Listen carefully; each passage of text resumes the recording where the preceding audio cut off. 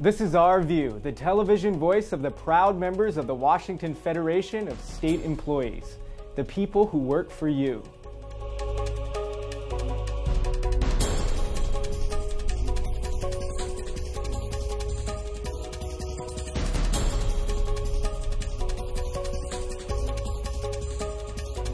Elected public officials in states like Wisconsin and Ohio are taking advantage of the nation's economic troubles to take away the rights of workers in those states to collectively bargain.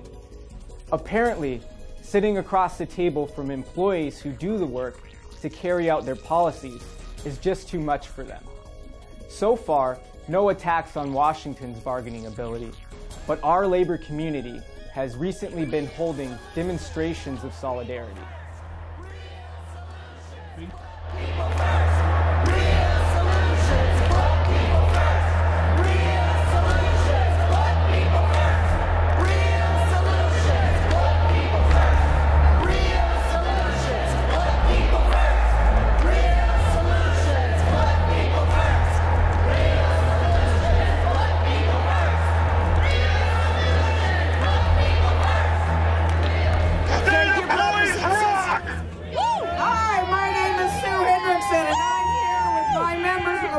Federation of State Employees. We stand with our brothers and sisters in Wisconsin, Ohio, Iowa, and wherever the high and mighty target dignity and fairness for the middle-class workers. The fact is, public servants don't get rich. We're not in it for the money. We work to help our neighbors and our communities and our great state. In Washington State, 82% of state employees make below market rate when compared to other private and public employers. Did our wages cause this financial crisis? No! You're right, hell no.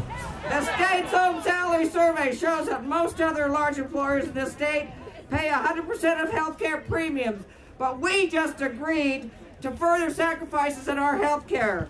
Did our health care benefits cause this meltdown? Hell no, that's right. Go Sue! And our own state treasurer, Jim McIntyre, has said that the average state employee retiree receives only $19,000 annually in benefits. Did our pensions cause this meltdown? Hell no! You're right, hell no. And let me say, you saw the fire engine parked there. That is the face of public service. They were in this crowd helping someone who had fallen in the ice. And that is what the people on those steps up there want to stop us from delivering to our communities. Public service. The International Association of Firefighters stands with all workers in Wisconsin and in Washington. Teachers, nurses, social workers, state employees, local government workers, private sector workers. We didn't cause this recession. The unchecked greed of Wall Street caused it, and they are attacking us to divert the attention from themselves. Do not let that happen.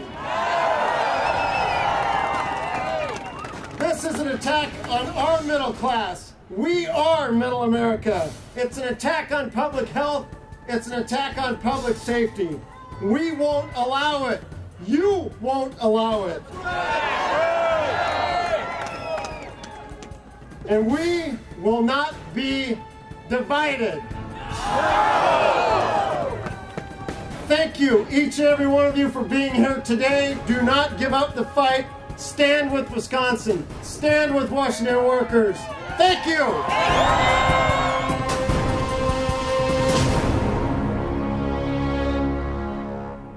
State revenue is down, expenses are up. So where do our elected officials go first to make up the difference? By cutting programs for the Washington citizens most in need of services. Isn't it time we all pitched in to keep everyone safe? Despite the crisis for our communities, this is not an economic crisis for some people in this country. the Wall Street bankers, the banks, the multinational corporations, the wealthy people among us are doing just fine, thank you. It's not an economic crisis for them, but it is an economic crisis for us. Despite the crisis for our communities, billions of dollars in tax breaks for Wall Street banks, the ultra-wealthy, and corporate special interests have gone untouched. No oversight, no accountability. Are we going to tolerate this? No! Are we going to tolerate this? No! Are we ready to fight?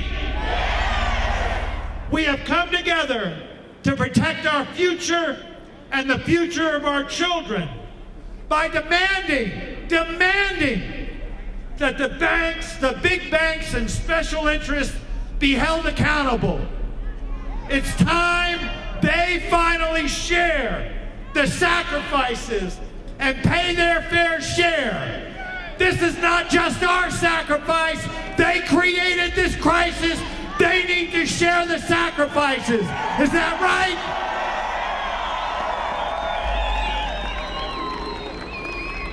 That's right. So we stand united as a community, as a people, to fight the huge budget cuts and the huge impact and consequences on the poor, working class, middle class, and on our quality of life, and the future of our state and our nation. As we stand united against the political attacks and scapegoating of immigrants, public servants, and working families who, as you and me, love this country and want to make it better for future generations in this America. This is a strong show of our unity as people who love our country and want to make a difference and a change. And the change needs to happen now. This rally is organized by our Economic Future Coalition, which is composed of more than 150 community organizations from around Washington State. Standing with us are young people and children, senior citizens, people of faith, parents, teachers, small business owners, union members, communities of color, concerned citizens, people who want to make a difference. Around the world, governments are cutting education funding to make up for less revenue. However, TUAC, the Trade Union Advisory Committee, says this will only hurt those governments, resulting in less competitive workers and even cause future economic woes. It's on the one hand understandable that governments are under pressure to consolidate public budgets, but to cut educational spending would presumably be the worst governments could do. It would first of all contribute to an increase in unemployment. It would affect adversely educational institutions. And secondly, it would undermine future development prospects of our societies. It would undermine the opportunities to acquire new skills. And last but not least, it would undermine also the future tax base of governments. So the message we are trying to give to policymakers is don't slash spending on education. Actually maintain spending or try to increase spending, because looking back over the past decade, we have to realize that spending on education in most countries has not kept pace with the increase in GDP or GDP per capita. So that means our societies are spending relatively less on education than they used to do. And we believe there is a need to change that. Education as a right requires strong public investment. And it's our objective to maintain that. U.S. labor has a history. Here's Ross Rieder. Today's labor history vignette looks at the founding in our area of a major white-collar union. I'm referring to the Society of Professional Engineering Employees in Aerospace, Local 2001, IFPTE, AFL-CIO, or SPIA. In early 1940s, the American Federation of Labor made attempts to organize engineering groups at the Boeing Company. Engineers countered with a movement to form a protective organization because many felt that engineers were professional and that their interests would not be properly represented by trade unions. The first meeting of the Seattle Professional Engineering Employees Association, SPEA, was held in March 1944. 10 very active individuals spent the next year formulating guidelines and discussing potential problems and recruiting members. An attempt in autumn 1945 by Machinists District Lodge 751 to organize Boeing engineers failed. By late 1945, a substantial majority of Boeing engineers had signed petitions designating SPEA as their collective bargaining representative. An election for certification by National Labor Relations Board took place on May 8, 1946. SPEA carried the election by 81%. Negotiations between SPEA and Boeing began less than 2 weeks later. The issue of SPEA affiliation with the National Union took 25 years to resolve. February 17, 1975, members adopted a motion to investigate affiliation. Members accepted the 1976 report that SPEA could provide better representation than a multi-international union. When 1999 negotiations began, some SPEA members were concerned that their new contract wouldn't be as lucrative as the one ratified by Machinists District Lodge 751 members in early September. IAM won an average wage hike of 11.4% over 3 years and a 10% cash bonus and continued payment of health insurance premiums. In mid-October 1999, SPEA members, in an unusually heavy turnout, approved a national union affiliation.